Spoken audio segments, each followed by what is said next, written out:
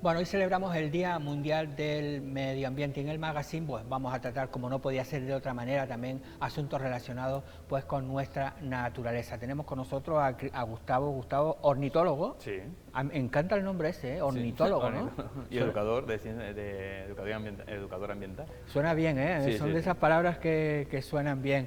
Que por cierto, has estado ahora mismo en Extremadura y en Cádiz Sí. hablando de chorlitejo. Sí. Y yo te decía, lo primero que te dije, a ver, yo digo, en Extremadura, si yo tengo la idea de los chorlitejos que están en la costa, ¿qué hace uno allí que se perdió o qué? No, es sorprendente, pero existe hay varias poblaciones al norte de Badajoz, entre Badajoz y Cáceres, que sobreviven sobre todo en tema de arrozales y en algún caso particular algunas salinas de interior.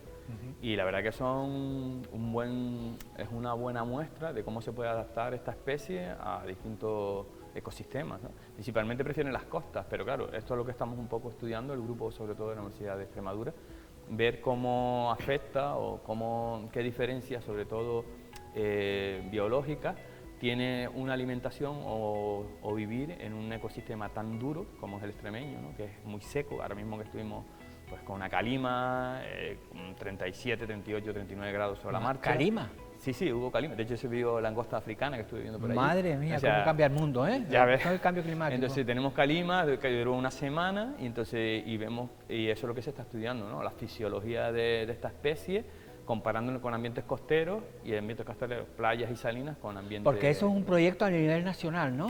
Es a nivel entre España y Portugal. Ajá. Es un proyecto en el que colaboran 5 universidades y una entidad de conservación de la naturaleza portuguesa, la Universidad de Cádiz, Extremadura y Compostela, y la de Coimbra, Aveiro, y después Natura Nativa, que es una asociación no gubernamental portuguesa.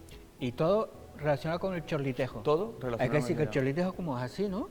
Sí, es así de pequeño, pero ¿no? el proyecto es grande. El proyecto grande, ¿no? Y es un ave muy importante, ¿no? Que hablamos de a veces de, ¿no? Cuando lo vemos en nuestras costas no le damos importancia, sí. ¿no? Que parece que no sirve para nada, que si lo podemos quitar mejor para tomar el sol en la playa, y hablamos que al final es biodiversidad y son cosas, ¿no? De hecho, en otras ocasiones lo hemos comentado, sirve como un bioindicador. De hecho, el eje transversal del chorlitejo patinegro es cogerlo como un reflejo del estado de nuestras costas, las presiones a las que se ve sometido, evaluar y cuantificar qué significa que esté o que no esté y sobre todo qué calidad tiene, dónde está.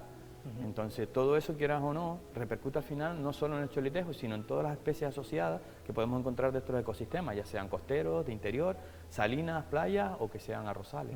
Claro, cuando hablamos de medio ambiente está evidentemente esos medio ambientes, pero también es importante lo de la concienciación, la información, ¿no? Las enseñanzas, ¿no? Que tú hablabas de lo de educación ambiental, porque por ejemplo en Playa Honda, ¿no? Sí. Que hablamos que también se cerró una parte de la playa, precisamente para proteger los nidos de chorlitejos, ¿no? Una medida que puede parecer para algunos una tontería, pero que es clave y que se puede hacer. Correcto, o sea, lo importante de obtener esta información no es el hecho de limitar la presencia o el uso de determinados espacios a las personas, sino de poder compatibilizar ese uso con aquellas especies que ya estaban ahí antes de que nosotros, pues el ser humano en sí, delimitara o destruyera o cambiara esas parcelas, ¿no? Entonces, cuando hacemos este tipo de trabajo y este tipo de... porque además de la educación ambiental va asociado a estudios, investigación, es para dar luz a todas esas cuestiones que nosotros nos preguntamos.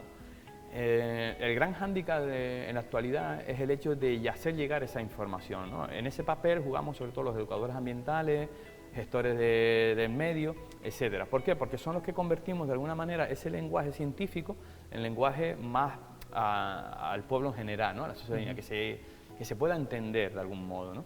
Entonces es muy complicado porque actualmente, no sé, estamos en un estadio, por decirlo de una manera, en una fase en el que muy difícil se llega el mensaje cuando todo el mundo recibe muchísima información y desinformación en redes sociales, ¿no? Entonces, ¿cómo podemos hacerlo llegar? Pues necesitamos mucho esfuerzo, mucha paciencia sobre todo y constancia, porque la constancia es la que hace ver en el futuro qué es lo que está pasando hoy. Y el ejemplo lo tenemos con Playa Honda. Cuando se cerró era como un drama quitar limitar, Sí, que no era quitar, ci- limitar, no 100 hemos quitado metros, nada. no era tampoco... Era limitar una parcela en 5 kilómetros de playa para ver cómo evoluciona y cómo se adapta y proteger un poco la especie. En un principio hubo ese rechazo, luego hubo una colaboración y ahora está perfectamente integrada y la población local lo ha asumido como algo suyo. Y es maravilloso porque ahí se ve el reflejo, ¿no? Pero ¿qué lleva? ¿Qué se ha necesitado en todo este proceso? Tiempo, Claro. constancia y mucha paciencia, porque es duro y muy difícil, sobre todo cuando las administraciones en un primer momento no te apoyan. Claro. Sí, hablamos, por ejemplo, ahora que se ha suspendido un rally, un tramo, porque afectaba a la nidificación también de unas aves. La gente, pero por favor, vamos a un rally. Sí. Pues sí, pues hay que hacerlo. Es decir, lo que tú dices, esos animales han estado toda la vida, ¿no? Viviendo en esa área, ¿por qué las vamos a expulsar? ¿No? Estamos ahora mismo con la presión que tenemos, la biodiversidad que nosotros tenemos. Hay que pensar desde el principio en que Canarias pertenece a lo que sería un hotspot o se llama punto caliente de biodiversidad, ¿no? Este punto caliente de biodiversidad hay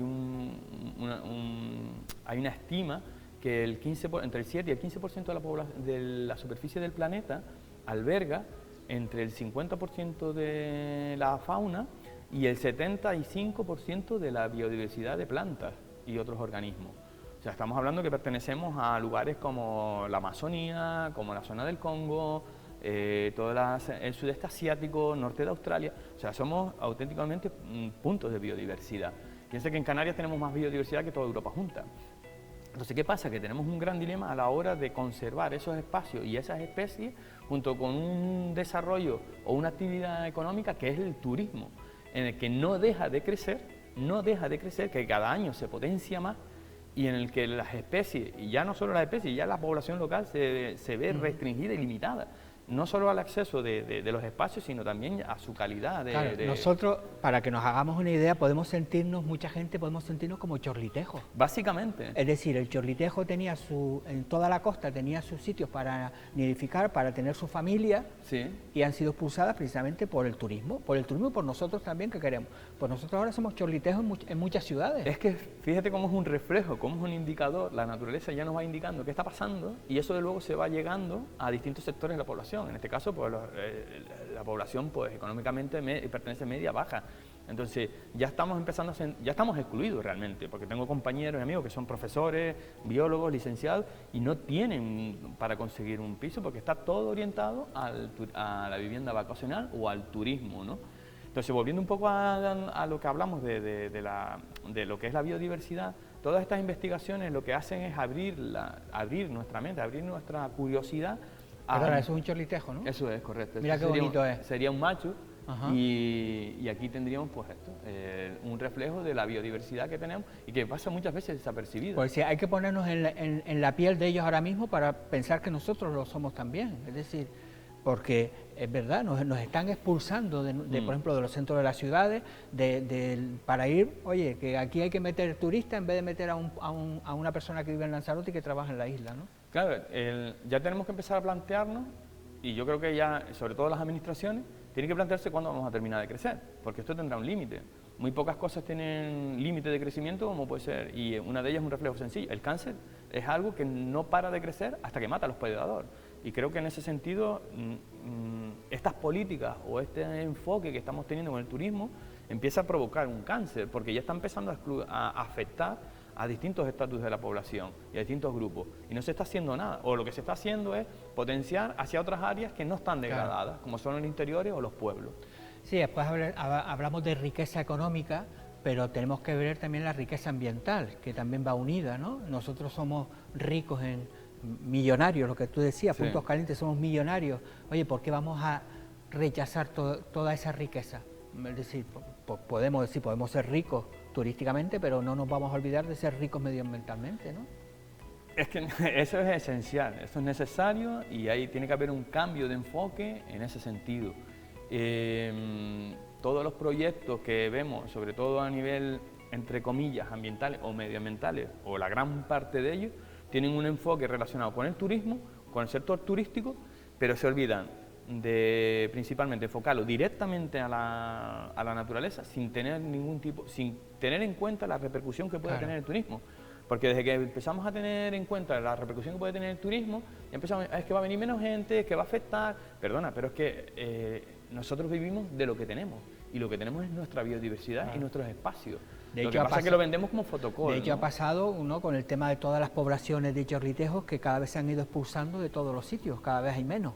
Cada vez hay menos y los espacios son cada vez más reducidos, cada vez hay una mayor presión, no solo ya de, pues evidentemente del turismo, sino también de la población local, que seguimos creciendo, y los efectos asociados a la población local, pues la tenencia de animales domésticos, perros, etcétera, etcétera, la presencia de vehículos, son decenas y decenas de factores, y por eso es importante potenciar los proyectos de investigación, más allá de que afecte o deje de afectar, no a la presión turística, porque hay que tener en cuenta cómo afecta la presión turística a la población local, que eso no lo estamos teniendo en cuenta. Entonces, en ese sentido, es importante potenciar esto, potenciar que hay que sacar esos conocimientos para extrapolarlo y poder seguir conservando lo que tenemos, que por eso viene ese turismo.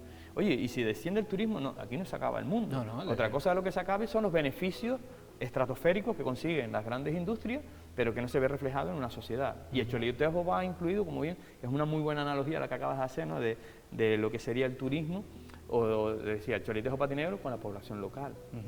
Este mes de junio, a final de mayo, fallecía Domingo Concepción. Estamos hablando del primer, ¿no? Tenemos uno de los primeros, ¿no? Ornitólogos también, ¿no? Sí, es el primer ornitólogo. Que tú lo conociste, ¿no? Sí, yo conocí, estuvimos hablando. De hecho, lo vi la última vez, lo vi hace un mes. Que fueron de los que dieron, ¿no? Los que animaron a gente como tú a seguir también para adelante. Claro, ¿no? O sea, él es el inicio de dar luz a lo que son las aves por parte de un conejero. Y eso hay que tenerlo, eso hay que mencionarlo y hay que reconocérselo. Luego teníamos críticas, oye, discutíamos, oye, Domingo, pero teníamos enfoques diferentes porque la ciencia también se trata de eso, de discutir y de ver qué enfoques tenemos, ¿no? Entonces, una vez que ha fallecido, pues ahora ve las administraciones que se ponen medallas de conservación, pero sin embargo, todos esos enfoques que decían de conservación del medio natural, que defendía Domingo, con su forma de hacerlo y sus ganas de hacerlo, no se ven reflejados en las administraciones. Siempre están buscando el otro enfoque. Y ahí él estaba luchando, pues luchó desde el principio, fue socio fundador de la CECAP, fue socio del Guincho, presidente del Guincho, estuvo en el Parque Nacional de Timanfaya, que creó pues casi la base de la documentación del Parque Nacional de Timanfaya, que yo he trabajado con esa base el año pasado, es casi toda de él. De hecho, sigue vigente a día de hoy parte de los datos y de los trabajos que se hizo. Yo tengo que decir que yo ahora mismo, si necesito algo de aves, de pájaros, te llamo a ti, pero hubo una época que había que llamarlo a él. Es que él era la referencia. Porque era lo que tú dices, si se había algo que se movía, bueno, patear también, igual que tú. Es decir, patear, porque para estudiar las aves hay que patear. Y es una lástima que no se le haya tenido en cuenta, sino siempre después, por desgracia, cuando desaparecen esas personas. Vienen los homenajes, ¿no? Los homenajes, pero ¿y en vida?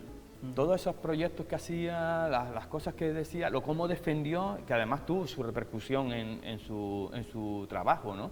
Y en sus puestos que ocupó, ¿no? Esa persecución que hubo en su momento, ¿no? Sí, simplemente por reivindicar. Lo recordamos, porque él a lo mejor se quería hacer un hotel y era el primero que decía, oye, perdona, pero que se está construyendo un hotel, pero se van a cargar no sé cuántas aves, no sé qué, y eso, pero eso no importa, ¿no? Primero es el hotel y después ya las aves que se busquen en otro sitio. Yo en ese sentido, ya en la charla del 50 aniversario del Parque Nacional, hacía una mención especial a él en el final de mi charla porque creo que era importante, ha sido, creo, y así es, tenerlo como referente, y sobre todo porque creó la base esa base de la cual yo también me alimento y me alimenté en un principio, que es conocer las aves por un ornitólogo conejero, ¿no? De San Bartolomé. Sí, sí.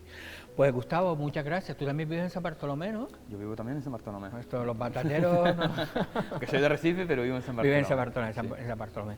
Oye, pues muchas gracias. Encantado, como siempre. Y nada, ya te tendremos por aquí. Tú de todas formas tienes mi teléfono.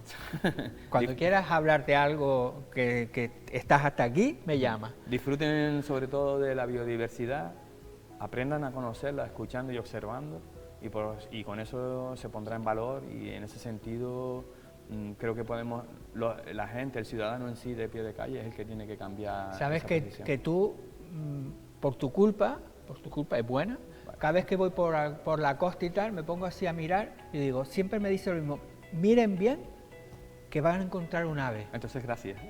Sí. Miren bien, y se lo recomiendo, se van a sorprender. En cualquier sitio de la costa, ustedes estén un ratito, se ponen a mirar y ven una cosita que se mueve, y si lo ven muy raro, lo ven. Hoy día con el móvil le puedes hacer hasta una foto, así te dice qué es. Sí, tenemos de escucha y de observación. Sí. Y no solo en la costa, también podemos abrir los ojos en un jardín. Muchas gracias. Muy amable, encantado. Y a todos ustedes ahora les vamos a dejar este fin de semana, no, el próximo se celebra la Wine Rime, así que les dejamos con la presentación del evento y seguimos hablando después de medio ambiente.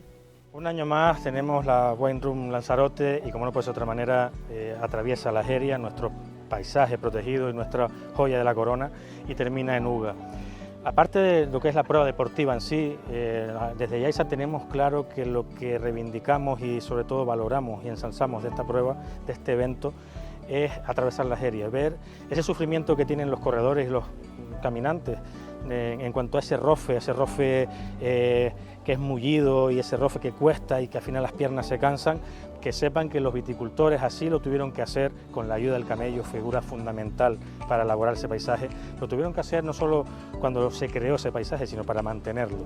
Y ese es el esfuerzo, y por eso cuesta tanto tener ese oro líquido que es nuestro vino, nuestra Malvasía volcánica, denominación de origen de Lanzarote. Por eso creo que al tenerlo así, la gente lo va a valorar y lo va a proteger mucho más todavía, ese espacio frágil, pero que, como ven, se puede disfrutar, se puede saborear, y como no, luego con el Festival del Vino, pues por supuesto, degustarlo y volver a quedarse con las ganas de venir el año que viene y volver a hacerla de nuevo.